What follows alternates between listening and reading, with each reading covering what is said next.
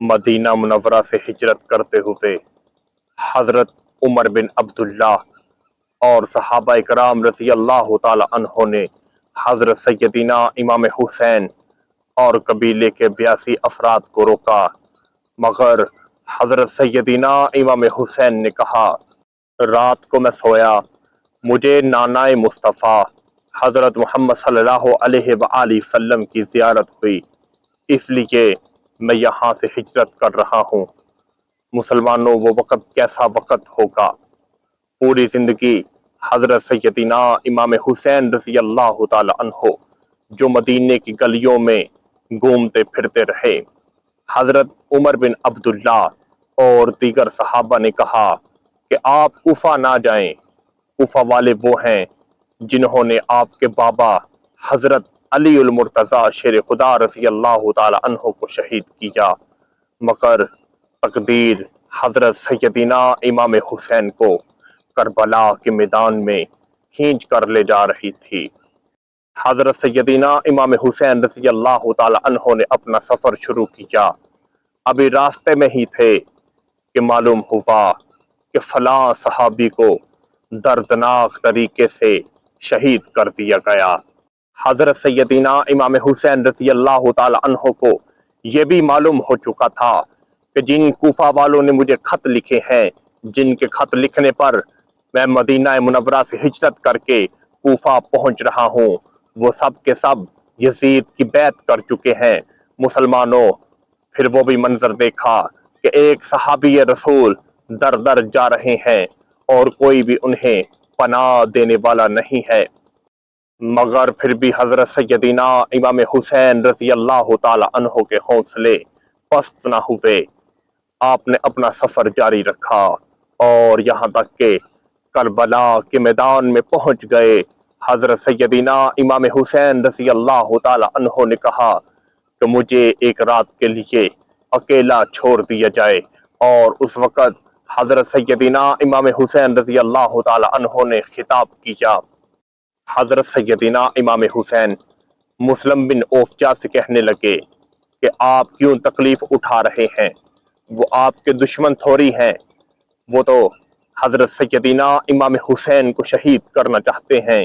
آپ ایسا کریں، چلے جائیے۔ حضرت مسلم بن اوفجا کہتے ہیں، اے نواسۂ رسول، آپ کو چھوڑ کر جائیں بھی تو کیسے جائیں؟ اگر یزید کے حامی میرے جسم کو 70 بار کاٹیں تو میں 70 بار بھی کٹنے کے لیے تیار ہوں۔ 70 سالہ برے صحابی حبیب بن مظاہر کہنے لگے، اے نواسۂ رسول، آپ کو چھوڑ کر جائیں تو کہاں جائیں؟ مسلمانوں، وہ کربلا کی ریت، وہ تپتے ہوئے میدان اور وہ 7 دن کی بھوک تو انسان پھر بھی برداشت کر لیتا ہے، مگر پیاس کو کیسے برداشت کریں؟ اور قبیلے کی عورتیں حضرت سیدنا امام حسین رضی اللہ تعالی عنہ، ایسا صبر روح زمین پر کسی نے نہ کیا اور نہ ہی کوئی کرے گا۔ قبیلے کے 72 افراد، ادھر 22,000 کا لشکر۔ امام حسین رضی اللہ تعالی عنہ اس لشکر سے مخاطب ہوئے، کہا، میں تمہاری نبی حضرت محمد صلی اللہ علیہ وآلہ وسلم کا نواسا ہوں، کیوں تم میرے قتل کے در پہ ہو گئے ہو؟ مگر ان کے اوپر اس وقت بادشاہت یہ بھی پہچان بلا دی تھی کہ یہ تمہارا دشمن نہیں، یہ حضرت سیدنا امام حسین رضی اللہ تعالی عنہ ہے۔ ادھر شیر بانو بھی ہے۔ مسلمانوں، تپتی ہوئی ریت، وہ کربلا کا منظر جسے انسان بیان ہی نہیں کر سکتا، وہ بھوک حضرت سیدنا زینب رضی اللہ تعالی عنہ نے کیسے برداشت کی ہوگی؟ جب ایک سے ایک شہید کو دیکھا ہوگا تو اس وقت اہل بیت کی ہمت کیسے پستہ ہوگی؟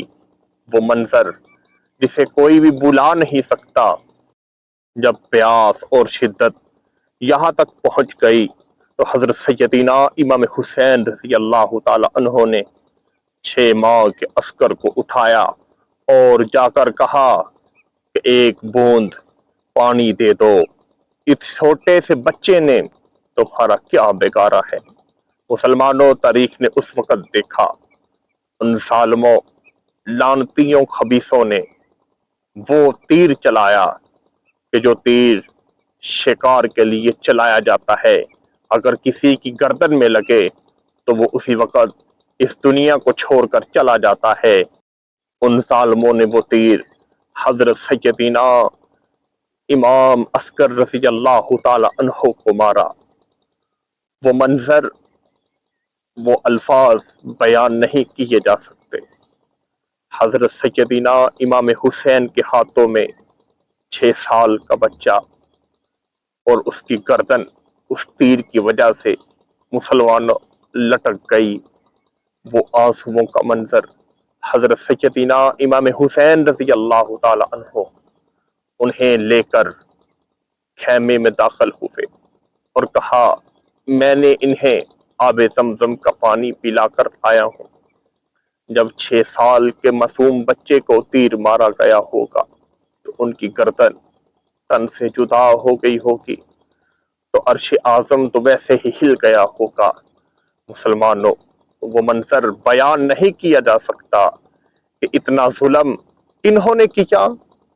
نواسۂ رسول حضرت محمد صلی اللہ علیہ وآلہ وسلم کا کلمہ پڑھنے والوں نے، جمعہ کا دن تھا مگر پھر بھی حضرت سیدنا امام حسین رضی اللہ تعالی عنہ نے ہمت نہ ہاری۔ حضرت سیدنا امام حسین رضی اللہ تعالی عنہ کے بیٹے شہید ہو کر واپس لوٹ رہے ہیں۔ حضرت سیدنا عباس رضی اللہ تعالی عنہ کو کس دردناک طریقے سے شہید کیا گیا۔ جب حضرت سیدنا امام حسین رضی اللہ تعالی عنہ نے حضرت سیدنا عباس رضی اللہ تعالی عنہ کا تڑپتا ہوا لاشا دیکھا، مگر آپ نے پھر بھی ہمت نہ ہاری اور کہا، اے میرے رب، امام حسین کی یہ قربانی کو بھی اپنی بارگاہ میں قبول و منظور فرما۔